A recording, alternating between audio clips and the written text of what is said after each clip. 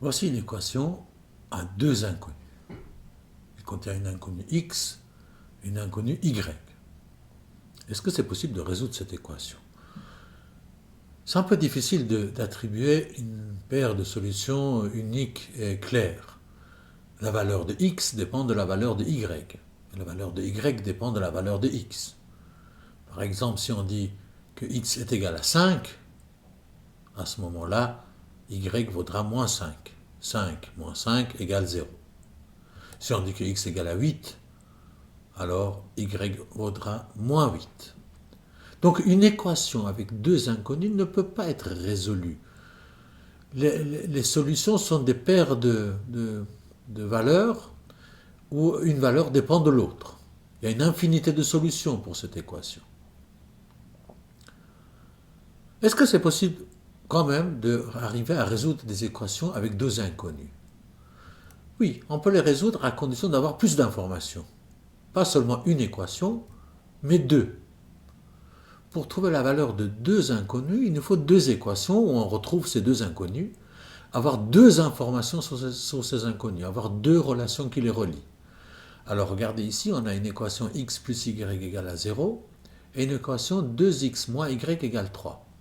Dans cette situation, dans la plupart des cas, on peut trouver la valeur de x et de y, ou des deux inconnus, quelle qu'il soit la lettre qui les représente, en considérant que ces deux équations sont reliées et ces deux informations sur des mêmes inconnus. Alors, comment on résout ça? Un système d'équations peut être résolu avec plusieurs méthodes. Il y en a deux essentiellement. On va commencer par le premier qui s'appelle la méthode d'addition. Pour résoudre un système d'équations comme celui-là avec une méthode d'addition, il faut se rappeler une règle simple des égalités. Si on a une égalité, A égale B, et qu'on a une deuxième égalité, C égale à D, ben on a deux balances bien équilibrées, ça nous permet d'additionner les deux équations.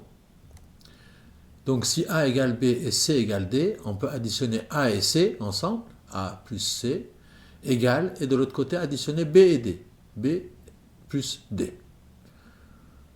Alors, en appliquant cette règle à ces deux équations, qu'est-ce qu'on obtient? On va additionner ces deux équations, et dans ce cas, assez rapidement et assez simplement, on va voir que si on additionne de côté gauche, x plus 2x, ça nous fait 3x, et y moins y, ça s'en va. Et de l'autre côté, on aura 0 plus 3, 3. Donc on aura 3x égale 3. Regardez, par cette simple opération, qu'est-ce qu'on a réussi à faire? On a réussi à faire disparaître une des inconnues pour se retrouver avec une équation de premier degré à une inconnue. 3x égale 3. On a pu le faire assez simplement ici parce qu'en additionnant directement ces deux équations, plus y de la première équation avec moins y de la deuxième équation s'annule. C'est ça l'objectif, c'est qu'une des deux inconnues disparaisse. Dans le cours, vous verrez que parfois il est nécessaire d'abord de multiplier une des équations par un nombre, ou les deux, pour pouvoir additionner et faire disparaître les inconnus. Ce n'est pas aussi rapide en général, mais dans ces cas-là, c'est juste pour vous montrer la méthode. Donc 3x égale 3, on va isoler x en divisant les deux côtés par 3, ce qui nous donne que x égale 1. Voilà, on a trouvé la valeur d'une des inconnues. X égale 1. Comment on va trouver le deuxième inconnu? Ben, c'est très simple. On va prendre, vous voyez, on a deux équations, x plus y égale 0 et 2x moins y égale 3. On peut prendre n'importe quelle de ces deux équations et y remplacer x par 1, la valeur qu'on vient de trouver. En général, on prend la plus simple, on va prendre la première. Si on prend la première équation et on remplace x par 1, on aura 1 plus y égale 0, ce qui veut dire que y égale moins 1.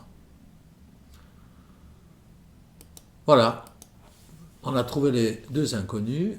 Les solutions de ce système d'équations, c'est x égale 1 et y égale moins 1. Vous pouvez prendre l'un ou l'autre de ces équations de départ et y remplacer x par 1 et y par moins 1, et vous aurez une égalité qui sera correcte. Il y a une deuxième méthode pour résoudre des systèmes d'équations comme ce qu'on a sur l'écran. C'est la méthode de substitution. On va essayer d'extraire la valeur d'une des inconnues dans une des équations et remplacer l'inconnu par sa valeur dans le deuxième. On va regarder ça en détail. Prenons la première équation. Il est assez facile, par exemple, d'isoler y dans cette équation. Y est égal à moins x. Si on soustrait moins x des deux côtés, on aura y égale moins x. Donc on a la valeur de y par rapport à la valeur de x. On va prendre maintenant la deuxième équation et y remplacer x par la valeur qu'on vient de trouver, y par la valeur qu'on vient de trouver. Ce qui nous donne 2x moins x égale 3. Vous voyez bien ce qu'on a fait. On a pris donc la deuxième équation, pas celle où on a extrait la valeur de y, l'autre, et on a remplacé y par son équivalent en x. Donc 2x moins x égale 3. Simplifions, ça nous donne 2x plus x égale 3. Ça veut dire que 3x égale 3 et x égale 1. Vous voyez, on trouve la même valeur que tout à l'heure. Les deux méthodes permettent évidemment de résoudre le système et donc doivent donner les mêmes valeurs. Maintenant, on a x égale 1. Et à partir de là, on va procéder comme la dernière fois. On va prendre une des équations, par exemple la première, et y remplacer x par 1. Ce qui nous donne 1 plus y égale 0. Ça veut dire que y égale moins 1. Voilà, on retrouve les deux inconnus qui sont exactement identiques que tout à l'heure. C'est clair, étant donné qu'on a résolu le même système par les deux méthodes, on obtient le même résultat. Donc la première méthode, la méthode d'addition, et celui-là, on appelle la méthode de substitution.